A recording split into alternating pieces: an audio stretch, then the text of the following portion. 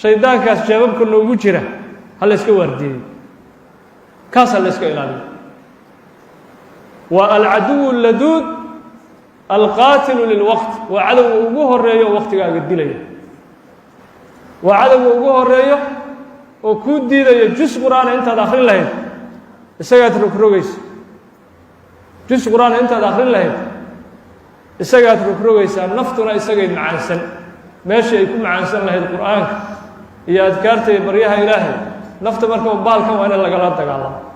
malkaas yuusan ramadaanna dhaafsiin deeqda ilaahay oo da'aysa subxaanahu wa tacaala yuusan dhaafsiin wixii wanaaga muxaadara haddaad ka dhegaysanaysid ama aad ka dhegaysanaysid idaacad oo marka aad la soconaysid waaqica iyo adduunka bal waxa ka jira dhib ma lahan ama aad cilmi ka baaranaysid oo research aad ku samaynaysid oo masale markaas kaa maqnaa aad baaraysid dhib ma lahan waa la ogol yahay laakiin waxa la diidayo waxaa weeye qaybaha xun shartuna u badan yahay khayrkuba waa ku yaryahay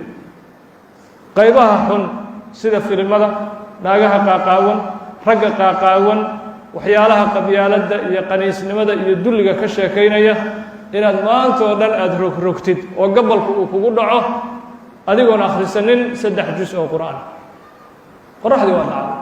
ramadaankii waa tegey waa dhammaaday rubama waxaa laga yaabaa ramadaanku inuu kugu dhammaado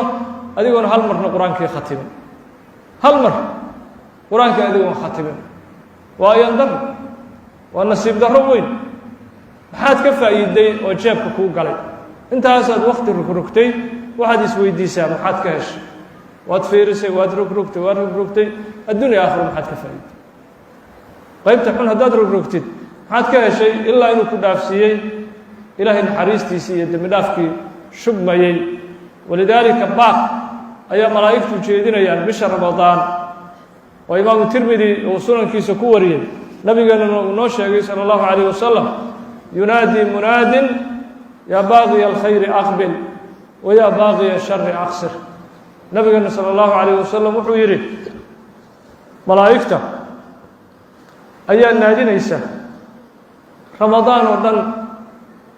nabigeena noo soo gudbiyey fayajibu aliimaanu bih in la rumeeyana waa waajib inaad maqasho shardi ma aha baaqa malaa'igta adugu haddaad nebi maxamed rumaysan tahay waa inaad rumayso malaa'igta baaqoodu inuu jiro maxay ku baaqayaan oy leeyihiin yaa baaqiya alkhayri aqbil war qofkii khayr raadinayow waa tan fursaddii khayrka laga raadin jiro wa yaa baaqiya shari aqsir qofkii shar raadin jiroo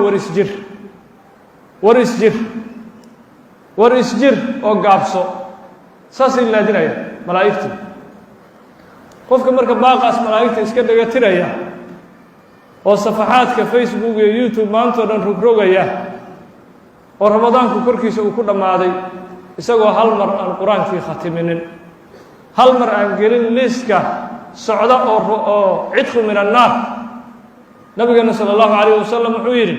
walilaahi cutaqaa'u min annaar wadalika fii kulli leyla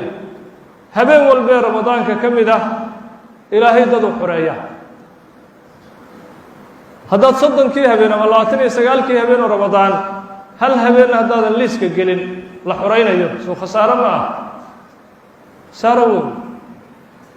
ilahayna addoommadiisa ma dulminayo walidaalika habeen walba oo cidqigaasi uu socdo isku day inaad ka mid noqoto isku day inaadan ilaahay subxaanahu wa tacaala macaasidiisa iyo munkaraadka iyo akhlaaqda xun aad iska ilaaliso